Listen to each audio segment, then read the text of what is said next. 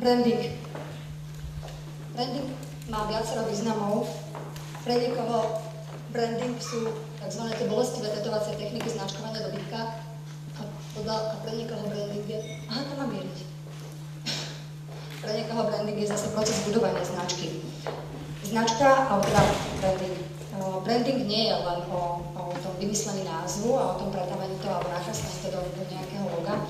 Branding je dlhodobý proces budovania značky, ktorého cieľ, alebo ktorý má za cieľ nejakým spôsobom budovať to trvalé emocionálne spojenie medzi zákazníkom a teda danou firmou, daným produktom. Ja sa spýtam, uvažovali ste niekedy nad tým, prečo okolo niektorých značiek, okolo ktorých každý deň chodíte, prečo na vás nefungujú, alebo čo majú navyše, čo im chýba, prečo na vás nemajú žiaden vplyv? Čo myslíte? Čo týmto značkám chýba? To tiež. Ale už ste sa o tom bavili. Týmto značkám chýba príbeh. Všetkým takým značkám chýbal príbeh. Seth Godin, autor úžasnej knižky Všichni marketéři sú lháři, tvrdí, že úspešný marketing stojí na dobrom príbehu. Nike rozpráva príbeh o tom, že ich tenisky sú najlepšie na behu. Mercedes hovorí o spoločenskom statuse a BMW o radosti z jazdy.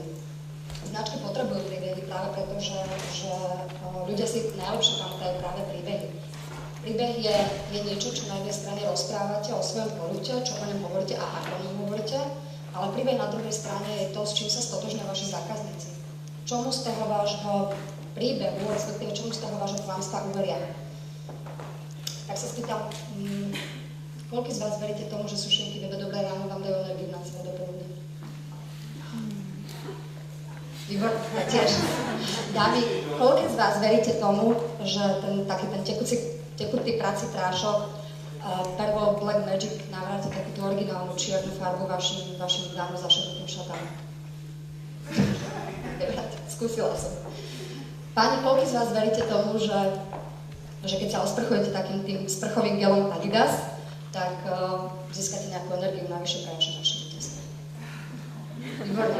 A sú tu aj takí, ktorí vedia tomu, že aj anieli podľahnú? Ja sa vrátim späť k tým značkám. Týmto značkám toho chýba trošku oveľa viacej, než len dobrý príbeh. Čo myslíte, čo je chýba? Už som to tu niekde počula. Výborne.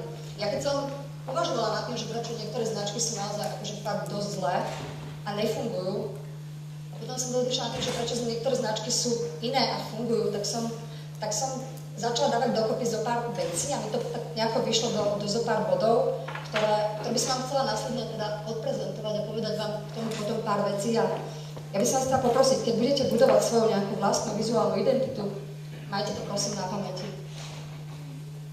Nejde? Ide dozadu. Originálna.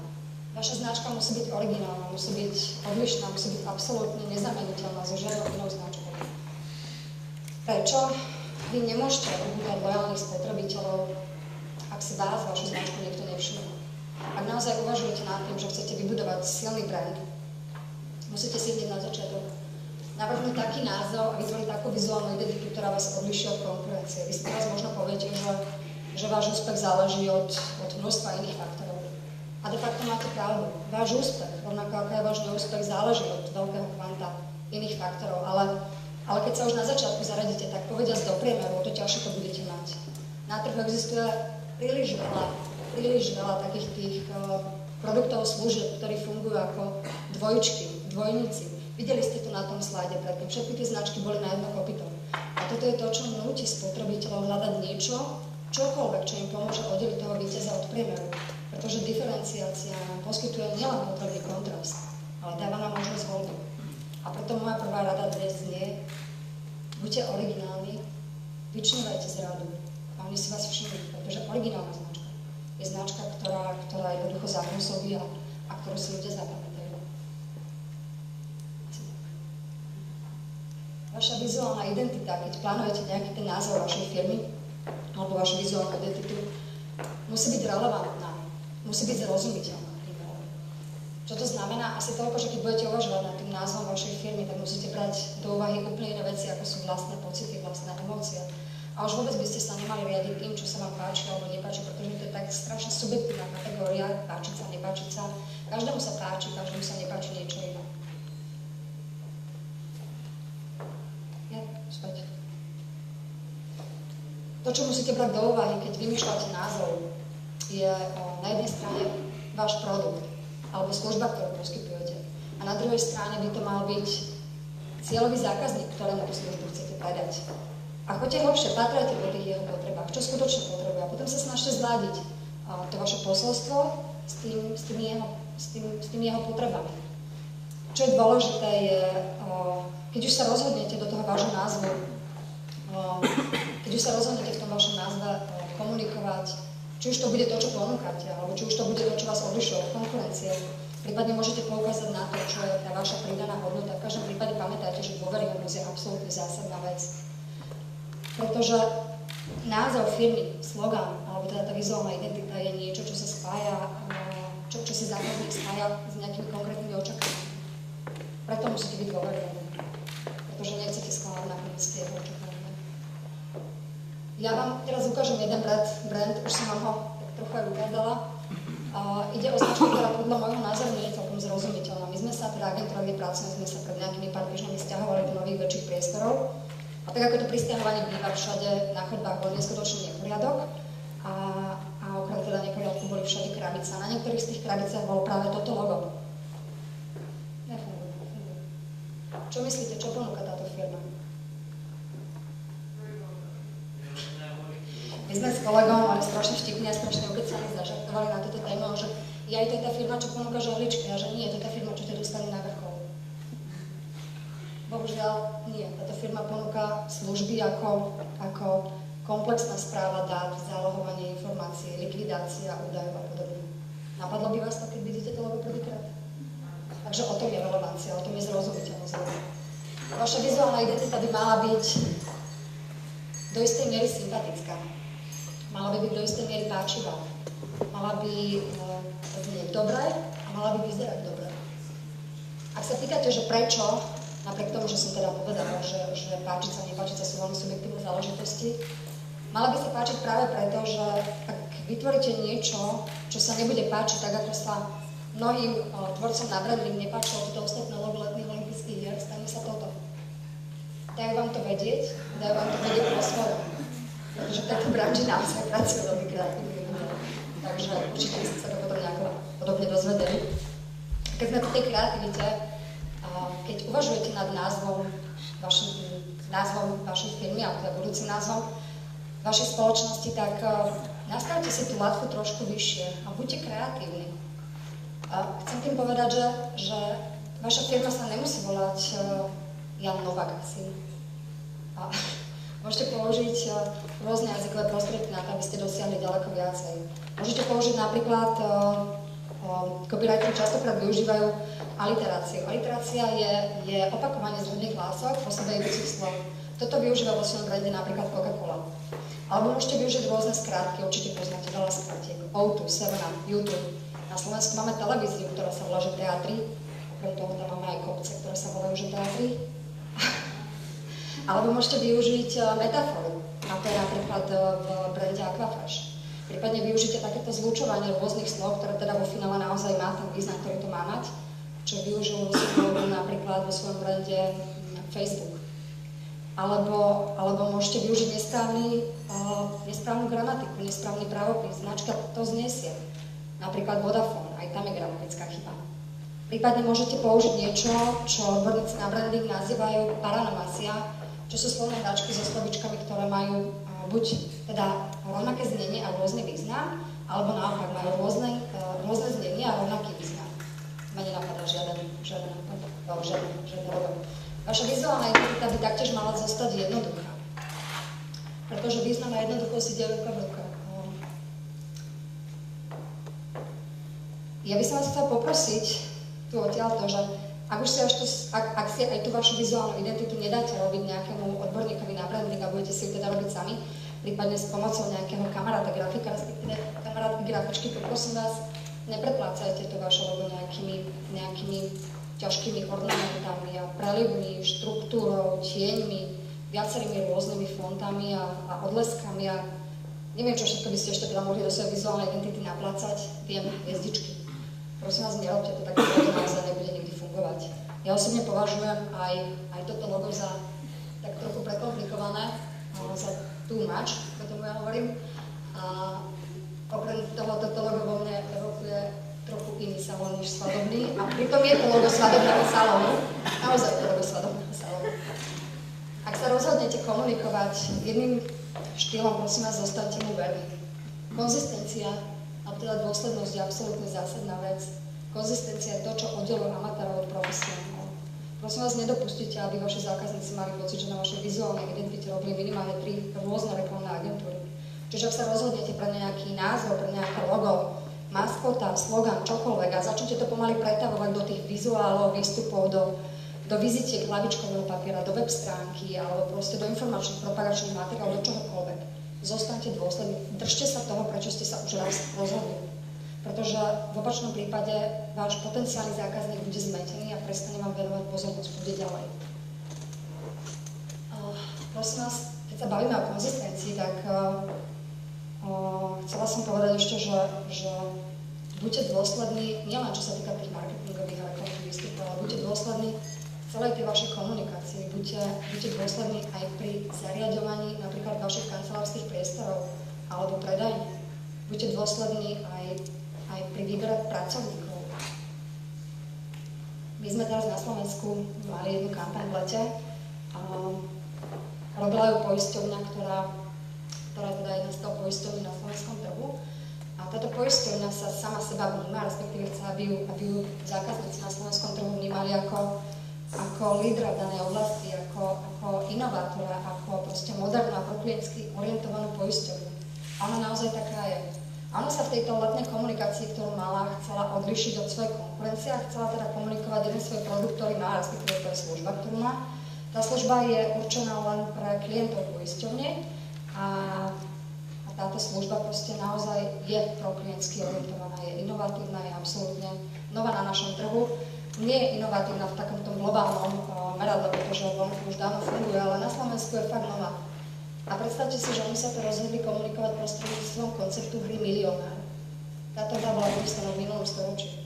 Že chcete komunikovať niečo, čo je inovatívne, fakt moderné. Nemôžete to robiť spôsobom, ktorý bol v reklame už toľkokrát recyklovaný, že nikto tomu neuverí. Rozumieme sa? Byť konzistentný je naozaj veľmi kľúčové. Plánujte názov vašej značky tak, aby ste s ním mohli pracovať aj v budúcnosti. Plánujte ten názov, to logo, ten brand, tú vizuálnu identitu aj s nejakou vlastnou stratégiou. Môže sa vám celkom ľahko stať, že vy na tom vašom lokálnom miestnom trhu budete veľmi úspešní a jedného dňa sa rozhodnete pracovať alebo teda postúpiť ďalej a rozhodnete sa ísť na medzinárodný trh a preto plánujte ten názov tak, aby bol použiteľný aj v zahraničí. Napríklad si môžete vymyslieť nejaký názov, ktorý na danú cieľovú skupinu tu v Čechách bude absolútne cool a bože chrán maďarčinu, to môže byť nejaký vulgarizmus. Čiže vaša vizuálna identita musí mať stratégiu. A keď sa bavíme o tom, že musí byť použiteľná aj v budúcnosti, tak ma to vráca späť sem tu a teraz. A plánujte tú vizuálnu identitu, to logo tak, aby bolo použiteľné aj v súčasnosti. Chcem tým povedať, aby ho nezastavili žiadne technologické obmedzenia. Keď už bude tá vaša vizuálna identita nadobúdať nejaký konkrétny tvar, nejaký konkrétny tvar bude mať, tak si položte zásadnú otázku, že a dá sa toto potlačiť na pero? Alebo dá sa toto vyšiť? Ak neviete, pýtajte sa v tlačiarniach, pýtajte sa ľudí od produkcie. Oni vám budú vedieť povedať, aké najčastejšie problémy vznikajú napríklad pri tlači bieleho textu na černom pozadí. No a nakoniec vaša vizuálna identita by sa mala dať chrániť. Prečo o tom hovorím? Existuje úrad priemyselného vlastníctva, kde si môžete dať registrovať ochrannú známku. Môžete si tam dať registrovať aj medzinárodnú ochrannú známku. Ale hovorím o tom preto, že si nemôžete dať registrovať bežné slovné spojenie, ako je farmársky trh. Vyvarujte sa pri vymýšľaní toho názvu vašej firmy práve takýchto bežných slovných spojení, pretože vám ich nikto nebude registrovať. Takisto si nemôžete nechať registrovať druh alebo kategóriu nejakého produktu alebo služby. Opäť uvedím jeden príklad. Heineken v roku 2001 si dal registrovať ochrannú známku na názov Radler. Ja osobne si myslím, že Heineken v tomto spole ťahá za oveľa kratší koniec, pretože už v tom čase, keď si dal registrovať túto ochrannú známku, už v tom čase slovo Radler bolo v Nemecku a v Rakúsku bežne vnímané ako názov druhu nápoja. Tak schválne, keď najbližšie pôjdete do potravín, tak sa prejdete tam tou dlhou uličkou a pozrite sa, koľko producenti piva používajú slovo Radler na svojich plechovkách. Všetci. Každý jeden. Heineken má v tomto tak trochu smolu, pretože ten názov tak zovšeobecnil, že každý považuje Radler, každý pozná Radler ako druh nápoja. A toto isté sa stalo v minulosti napríklad aj značke Jeep. Veľa ľudí vníma túto značku ako druh terénneho vozidla. Možno ste mali pocit, že vytvoriť brand je jednoduchá záležitosť, možno teraz máte naopak pocit, že to môže byť celkom fúška, ono to naozaj niekedy je celkom fúška. Vy nevytvoríte dobrý brand za jednu noc. Ja vám teraz chcem ukázať jedno logo, jeden brand, ktorému sa to tiež nepodarilo na prvýkrát. Napriek tomu, že dnes je to globálne najhodnotnejšia značka. Je to najhodnotnejšia značka roku 2012. Táto značka medziročne zrástla o 19% na nepredstaviteľných $183 biliónov. Prvé logo Apple. Isaac Newton, ktorý sedí pod stromom, na ktorom visí jablko. Toto logo sprevádzal slogán, ktorý bol ako keby vyrýtý tam do toho rámu obrazu a ten slogán znel: Newton myslel večne plaviace sa čudesnými oceánmi myšlienok sama. Čo myslíte, malo byť toto logo a tento slogán šancu stať sa najúspešnejším brandom našej planéty? Asi nie však. Je sa čo čudovať, Steve Jobs požiadal úžasného dizajnera Billa Jobsa, aby navrhol niečo, čo naozaj bude nadčasové, moderné a jednoduché. A logo Apple sa stalo ikonou. Toto logo nepotrebovalo dlhé roky žiadne refresh. Až po nejakých 22 rokoch sa opäť Steve Jobs spolu aj s inými ľuďmi z Apple rozhodli, že ho refreshnú a dajú mu taký ten moderný monochromatický look. Po celý čas existencie firmy Apple sa tento tvar nemenil. A čo je dôležité, toto logo ľudia si pamätajú na celom svete, alebo teda spoznávajú na celom svete aj bez nápisu názvu tejto značky, tak ako je to napríklad v prípade fajočky Nike. To sa nepodarilo naozaj každej značke, malo. Môžem poprosiť to videjko?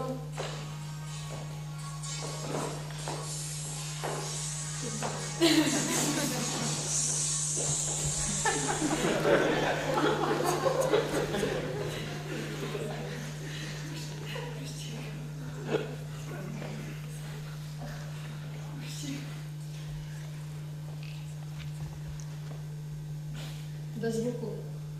Nevadí. Forrest Gump tu rozpráva o tom, že jeho spoločník investoval do firmy Přes ovoce. Nevadí, môžeme ísť ďalej. Ja som to práve preto chcela extra pustiť, pretože mne to PowerPoint zobral ako video, ale nespúšťa mi to so zvukom, čo teda veľká škoda, ale nevadí, ideme ďalej. Ja si myslím, že jeden z najkrajších post, aké toto logo mohlo vôbec získalo Johna Louisa Garcia, ktorý bol bývalým riaditeľom a zakladateľom Apple. Vyjadril sa na margo ich brandu asi takto. Je v ňom všetko. Túžba, poznanie, nádej aj anarchia. Naozaj si nemôžete prijať lepšie logo. A ja sa ešte vrátim k tomuto sloganu. Čo si myslíte? Prečo ho Steve Jobs totálne zrušil?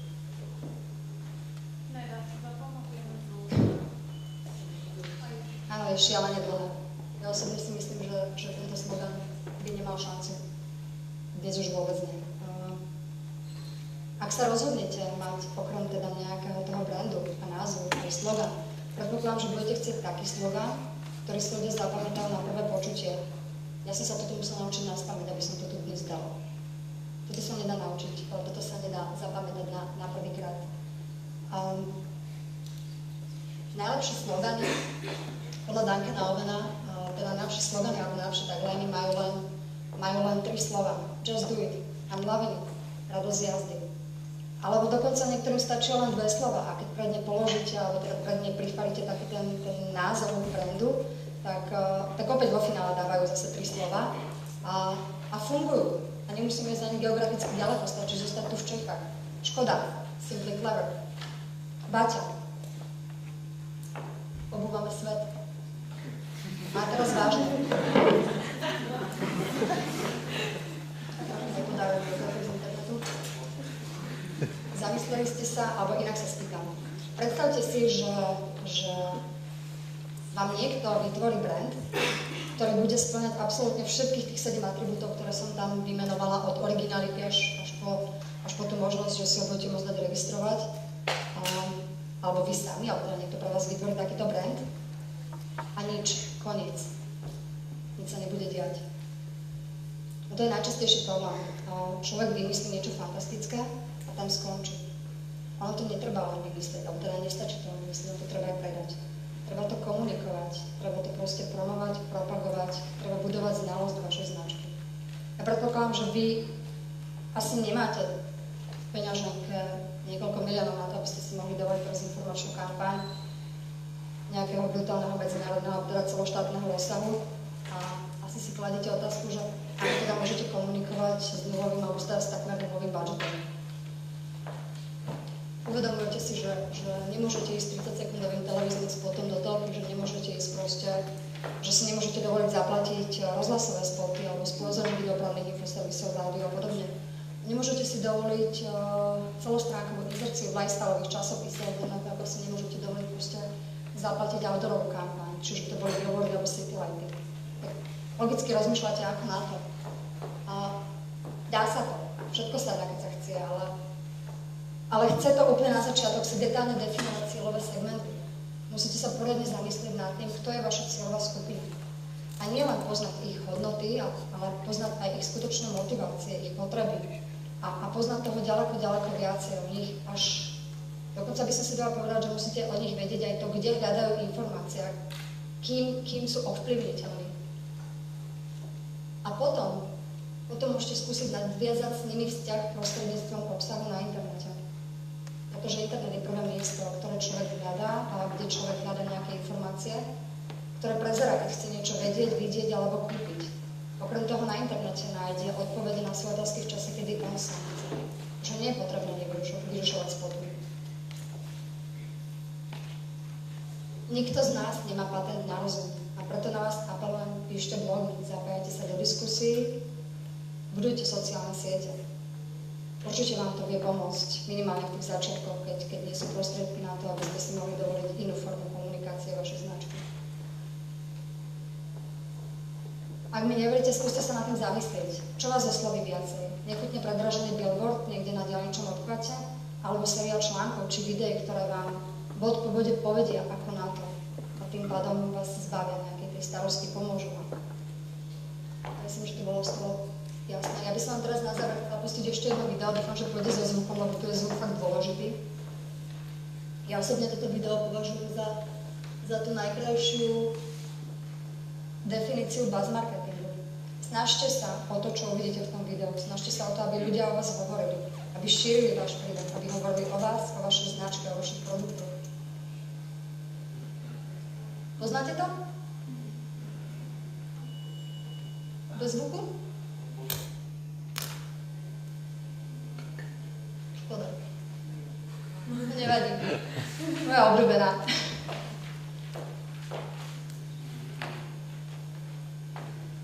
Tak, nič, môžeme to preskočiť. Ale skutočne je to najkrajšia definícia buzz marketingu, ako existuje. Myslím, že života je.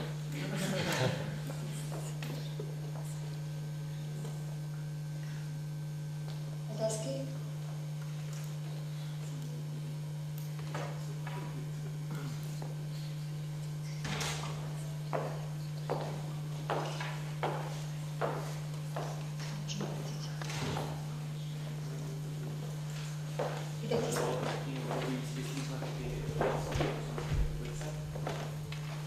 Máme tam veľa značiek, ale ich problém je ten, že nekomunikujú.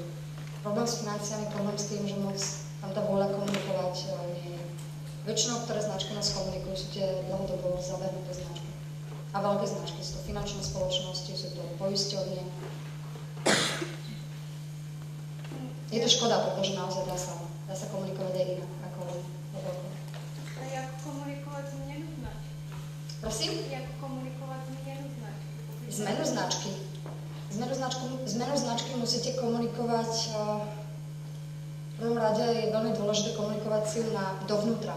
A teda neviem, o akú veľkú firmu ide, ale keď sme robili rebranding, keď fuzovala firma Unit Tempest, kde som pracovala na marketingu a došlo teda k rebrandingu, tam bol veľký problém odkomunikovať to smerom dovnútra, smerom k zamestnancom firmy. Pretože fúzia je niečo, čo je pre zamestnancov dosť nešťastný stav, pretože vždy zostane len jeden marketingový riaditeľ, vždy zostane len jeden obchodný riaditeľ. A čo s tým druhým? Takže tam treba naozaj veľmi citlivo komunikovať akúkoľvek fúziu, akýkoľvek rebranding, veľmi citlivo, hlavne teda na zamestnancov. Čo je druhá vec, treba to veľmi citlivo komunikovať na partnerov, na klientov, na dodávateľov, uistiť ich, že všetko bude tak ako doteraz. A ako komunikovať vizuálne navonok, akokoľvek sa rozhodnete, to záleží od výšky vášho budžetu. Naozaj môžete urobiť celoštátnu informačnú kampaň, pokiaľ teda na to sú zdroje. Ak nie, mohli by ste vymyslieť niečo vtipné, nejaký teasing, online teasing, a ľudí by to tak nejako namotalo a potom sa počas sa odhalilo, že čo. A mne osobne sa páčia také tie inteligentné teasingy, kde človek začína niečo tušiť a potom je teda druhá verzia toho teasingu, kde začína tušiť niečo iné a potom si to začína tak spájať a nakoniec na to príde sám. Takže ako lacne komunikovať teasing v online prostredí na internete, teda ako lacne komunikovať rebranding v online prostredí na internete formou teasingu. Si myslím. Páči sa.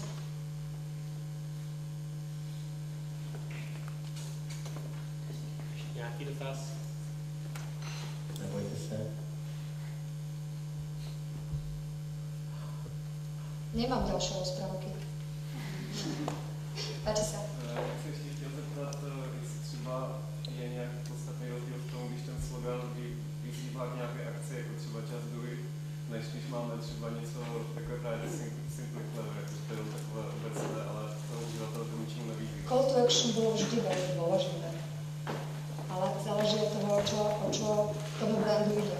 Ak ten brand potrebuje pušovať predaj, tak tam tá call to action musí byť. To je asi na prvom mieste. Ale opäť ono to záleží, tieto veci záležia od toho historického nastavenia. A Nike bolo vždy proste orientované na ten šport, proste Just Do It neznamená len proste taká tá nejaký call to action, poďte si kúpiť naše tenisky, ale je to skôr o tom, že urob to, choď do toho, choď behať, choď cvičiť, neseď doma pri konce, proste je to jednoduché, Just Do It. A potom následne si kúp to naše oblečenie. Teda ešte predtým, čo pôjdeš behať.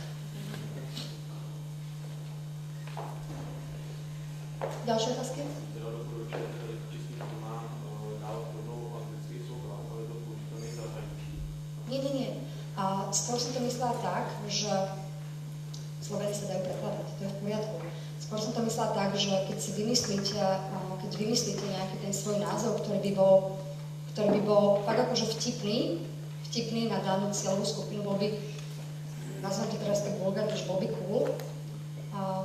Ak by ste ho aj preložili do tej maďarčiny, nemčiny, polštiny, už by nemusel mať tú istú emóciu, tú istú náboru.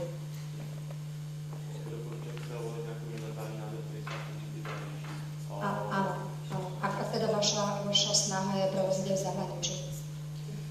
Alebo môžete vymyslieť koncept. Na Slovensku vznikla pred časom kaviareň, ktorá nesie, alebo sieť kaviarní, ktorá nesie názov Štúr. Tento koncept by bol použiteľný aj tu v Čechách, pretože aj tu v Čechách poznáte Štúra ako toho nejakého, neviem, teda vy možno už mladšia generácia nie, ale pre nás Štúr, Urban, Hoďa naozaj boli osobnosti, historické osobnosti. A tento koncept by sa dal použiť aj v Maďarsku, ale nie s týmito našimi ľuďmi, proste s ich tvárami, ich ľuďmi.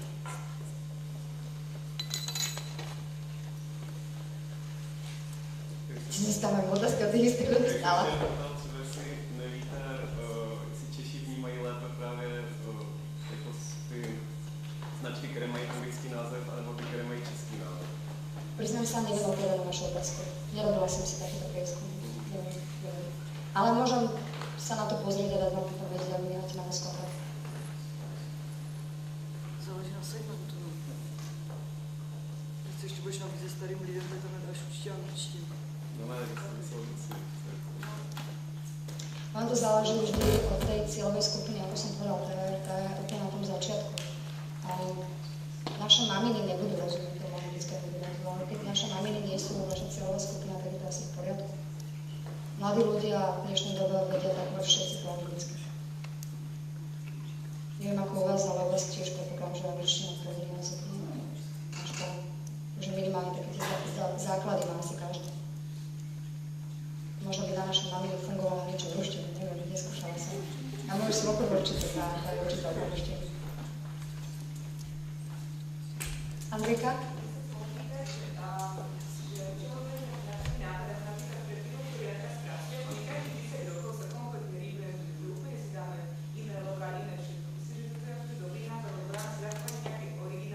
Ak je to vaša stratégia, ak je to cieľom robiť toto, tak áno. Ale ja si myslím, že by to mohlo byť zmetočné pre minimálne čas vašej cieľovej skupiny. Ale ak budeme vopred nastavení na to, že každých 10 rokov zmeníte logo a budeme o tom vopred vedieť, neviem.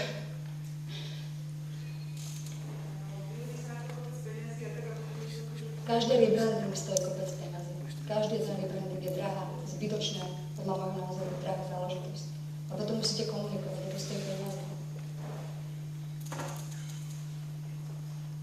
A verím tomu, že tie peniaze by sa dali aj inak využiť ako na rebranding. Páči sa? Chtěl jsi snad nějaký příběh, kdy došlo k rebrandingu a nebo to správný krok, kdy jsi prostě ztratili spoustu zákazů a tak dále. Znáte nějakou takovou firmu? Z mojich osobných skúseností Protože já si myslím, že tohle třeba krok jako to je prostě vražda. rebranding, pokiaľ smeruje k niečomu pozitívnemu, k niečomu lepšiemu, pokiaľ sa mení z horšieho na lepšie, tak určite nie. Ale to je riskantní, víš, jo? Je to riskantné. Každý startup je riskantný. Pepsi rebrandovala a pak se vrátila. Je minečku, áno, Pepsi urobilo tak strašne zlé logo, že museli sa vrátiť k pôvodnému konceptu a dokonca ich to stalo strašné milióny dolárov, si pamätám. Hej, spomínam, ďakujem. Někdy to je povinná část Rudé práva. Aj logo Mladá fronta, tam bolo tiež nejaké kritiky. Že?